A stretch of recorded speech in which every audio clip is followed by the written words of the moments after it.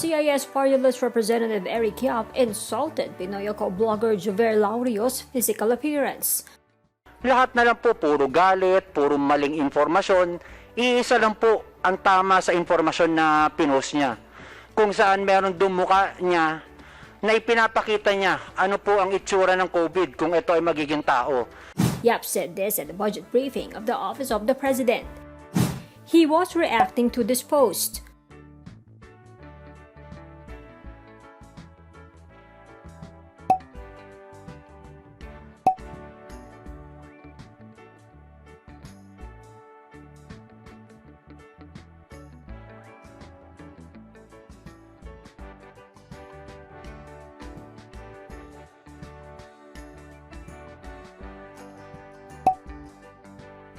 The lawmaker explains. Tinatanong niya kung pera ko daw po ba yun.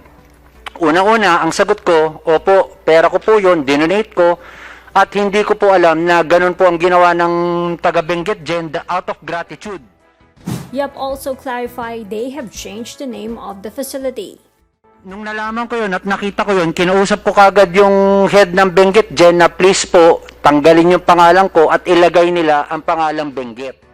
Even if she was insulted, Laurio played it cool.